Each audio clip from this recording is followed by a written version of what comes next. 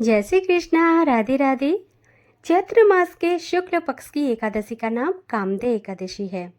जैसे कि नाम से ही ज्ञात होता है, सभी कामनाओं को पूर्ण करने वाली। आपके किसी भी प्रकार की कोई भी कामना हो, यह व्रत करने से पूर्ण हो जाती है और यह सब पापों को उसी प्रकार नष्ट कर देती है जिस प्रकार अग्नि सूखे काष्ठ को जलाकर नष्ट कर देती है। वैसे ही कामदा एकादशी के पुण्य के प्रभाव से पाप नष्ट हो जाते हैं। इसके व्रत करने से कुयोनि छूट जाती है और अनंत स्वर्ग की प्राप्ति होती है। आइए बात करते हैं कि चैत्र शुक्ल पक्ष की 2025 कामदा एकादशी व्रत कब रखें, शुभ मुहूर्त क्या रहेगा, पारण का समय क्या रहेगा, किस चीज़ को हमें नहीं करना है, भगवान को क्या भोग लगाएं और इस दिन क्या करें और क्या ना करें। तो सभी जानकारी आपको इस वीडियो के अंदर ही मिलेगी। आप अंत तक अवश्य सुने। प्रत्येक मास में 2 एकादशी आती है, एक शुक्ल पक्ष की और एक कृष्ण पक्ष की। सब एकादशी का महात्म्य अलग होता है। आइए बात करते हैं कि इस बार चैत्र मास के शुक्ल पक्ष की एकादशी यानी कामदा एकादशी कब लग रही है। तो एकादशी तिथि प्रारंभ होगी 7 अप्रैल 2025 सोमवार को रात्रि 8 बजे और एकादशी तिथि समाप्त होगी 8 अप्रैल 2025 मंगलवार को रात्रि 9:12 पर। तो उदय तिथि के अनुसार एकादशी का व्रत 8 अप्रैल मंगलवार को ही रखा जाएगा। वैष्णव हो या स्मार्ट, सभी के लिए 8 अप्रैल को ही एकादशी का व्रत रहेगा और व्रत का पारण का समय रहेगा 9 अप्रैल 2025 बुधवार को प्रातः 6:02 से 8:34 तक। आपको पारण सही समय पर ही करना होगा, तभी व्रत का पूर्ण फल आपको प्राप्त होगा। और इस दिन स्वार्थ सिद्धि योग व रवि योग भी बन रहा है, जो कि सुबह 6:03 से 7:55 तक रहेगा। इस समय में कोई भी आप नया कार्य कर सकते हैं, कोई भी शुभ कार्य का प्रारंभ भी कर सकते हैं। इस दिन राहु काल का समय रहेगा दोपहर 3:33 से 5:08 तक। यह समय शुभ कार्य के लिए वर्जित माना जाता है।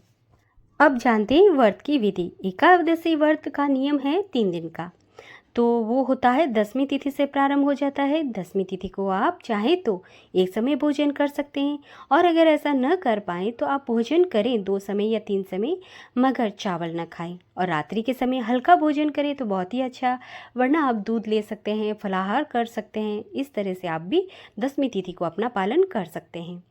10वीं तिथि को ब्रह्मचर्य का पालन करें, शुद्ध सात्विक भोजन करें, कोई भी तामसी वस्तु का प्रयोग न करें। 10वीं तिथि को ही रात में दांतुन अच्छे से साफ कर लें। फिर अगले दिन एकादशी के दिन सुबह ब्रह्म मुहूर्त में उठें। शुद्ध जल के अंदर गंगा जल डालकर तिल डाल सकते हैं, आंवले का रस डाल सकते हैं, नींबू का रस डाल सकते हैं, कोई भी आपके पास हो वो डालकर फिर अच्छे से स्नान करें। फिर शुद्ध और स्वच्छ कपड़े पहने, घर के मंदिर में पूजा अर्चना करें। आपके पास अगर कोई विग्रह हो भगवान का, जैसे लक्ष्मी नारायण जी का हो या फिर सालिग्राम जी का हो, लड्डू गोपाल हो, युगल जोड़ी सरकार हो, किसी का भी आपके पास प्रतिमा हो, तो उनको आप कच्चे दूध से, पंचामृत से या फिर शहद से गंगा जल डालकर, तुलसी दल डालकर उनको अवश्य स्नान कराएं। फिर उनको अच्छे से पीले रंग के कपड़े पहनाएं, अच्छा सुंदर सा उनका श्रृंगार करें। श्रृंगार करने के बाद में उनकी पूजा अर्चना करें। रौली, मौली, चंदन, केसर, पान, सुपारी, कपूर, पुष्प आदि से उनका पूजन करें।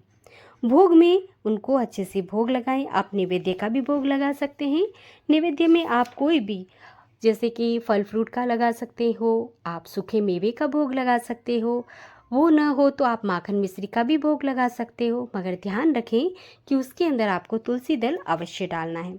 तुलसी दल बगैर भगवान भोग अर्पण नहीं करते हैं। फिर आप उनको धूप दीप करें और पूजा अर्चना करें, चालीसा करें, पाठ करें, आरती करें, भगवान विष्णु सहस्त्र नाम का पाठ करें और भगवत गीता हो या भागवत कथा हो, आप उनका भी स्मरण जरूर करें। आप उसके बाद में ये सब कर लें, फिर अपने सीधे हाथ के अंदर व्रत करने का संकल्प करें। तो व्रत करने के लिए सीधे हाथ में पुष्प, गंगा जल, सिक्का, तिल लेकर व्रत को पूर्ण करने के लिए आप संकल्प करें। भगवान से प्रार्थना करें कि हे प्रभु, आपकी प्रीति के लिए, आपकी शरणागति के लिए, आपको पाने के लिए, आपकी कृपा पाने के लिए आज मैं एकादशी की व्रत करने का संकल्प ले रही हूँ या ले रहा हूँ। आप हमारे ऊपर अपनी शक्ति व भक्ति बनाए रखना। आज के दिन कोई भी हमसे किसी भी प्रकार की निंदा ना हो, किसी की प्रकार की कोई झूठ ना बोलना हो, किसी की निंदा ना हो, कोई भी हमसे पाप ना हो। हे प्रभु, आप भगवान ये व्रत हमारा आपको मैं समर्पित करती हूँ। इस प्रकार से भगवान हरि से प्रार्थना करें और फिर आप कथा का श्रवण करें। आपको मेरे चैनल पर कथा मिल जाएगी। आप फिर तुलसी माता का, सूर्य भगवान की पूजा अर्चना करें। भगवान सूर्य को अर्घ दें। रोली, लाल पुष्प, तिल डालकर धूप करें। भगवान सूर्य को तांबे के ही लोटे में आप उनको अर्घ दें। फिर तुलसी माता की पूजा करें। तुलसी माता को जल नहीं चढ़ाना है क्योंकि उन्होंने भगवान श्री हरि का निर्जला व्रत कर रखा होता है। उनको रोली, मौली, चंदन, भोग, पुष्प और धूप दीप से उनका पूजन करें।